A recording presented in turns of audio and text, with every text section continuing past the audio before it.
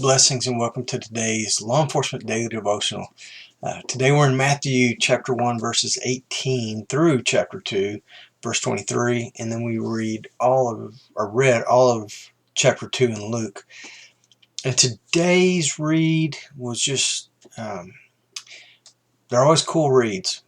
Today there was just something about this thread of God's sovereignty and how He controlled and protected as we go through the story of the birth of Jesus. Jesus is an infant. He's fully God, fully man, but as an infant, he's vulnerable, really vulnerable. And the angels, and I thank God, protected him and directed the path of everyone around him to make sure that he got to the age of in his 30s where he could carry out his ministry. And it's just really cool the way this works out. Very end, we'll have a little law enforcement takeaway that is, again, truly one of my favorites in the Bible. But starting in Matthew chapter 1 verse 19, Mary's found to be pregnant. And when it says she was found, it's almost like she was found out. Like she didn't tell anybody, but people knew. I guess they could see the bump or whatever, but they found out that she was pregnant. And Joseph, it just says he wanted to protect her. He's a good man. He wants to do the right thing. And I just love reading about Joseph wanting to protect his what was going to be his future wife, but he wanted, then he, I don't know the culture and how things worked out back then, but he wanted to protect her. Simple as that. Verse 20, the angel speaks to Joseph, and the angel addresses Joseph's fear, not and by fear, I wonder if it's just fear of culture, what people are going to think about him and her, what they're going to say about him and her. How do you start a life off with that kind of a label that she's pregnant, but not by the man who's supposed to be her husband? But the angel speaks to that fear, and that's what it mentions. It doesn't mention the angel spoke to Joseph about his anger at Mary for being pregnant, or that Joseph's jealousy. It doesn't speak to anything like that. It speaks to Joseph's fear, the angel does, and I think that's very telling. Then in verse 23, the angel quoted prophecy to Joseph, prophecy to a righteous man from the line of Judah, prophecy that he would know and understand and hear it from an angel, the confirmation that it's going to be okay. And this is the promised Messiah.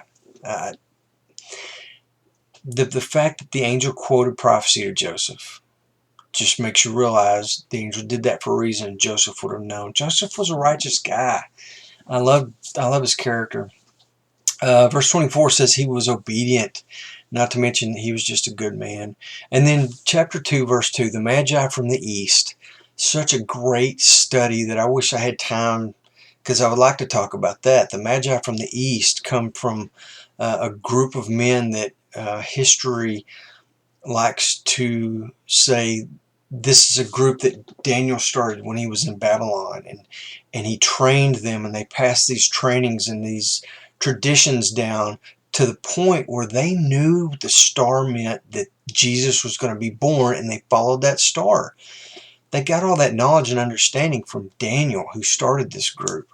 Anyway, another story for another time, but really cool if you ever decide to research that on your own. And then in 2:4, I always think in chapter 2, verse 4, this could have been such a great moment for Israel in their history, because the wise men of Israel, not just the wise men of the East, but the priests and the Levites, the king calls them together and they say, yes, this is a real event. The Messiah is about to be born in Bethlehem. And instead of saying, man, tell the nation, let's get together and let's worship him, it's let's see if we can kill him and maintain our current authority so he doesn't try and push us out. This is a baby. He's not going to come into power for 30 years, but they want to kill him right now. And those are thoughts from the enemy. 2:5, even the prophecies foretell of it. You wonder why this word didn't spread. But anyway, we see the story of the birth of Christ. It's such a cool story. You all know it. All these dreams that the angel gives Joseph of move here and move there. This is what I'm talking about. God is controlling and protecting. Takes them out of Jerusalem, sends them to Egypt, then brings them back out of Egypt. And then there's another ruler, so they wind up being in Nazareth, and just exactly where God wants them to be. But really cool how all this unfolds according to God's plan. Luke chapter 2 verse 1, we see God still making things happen.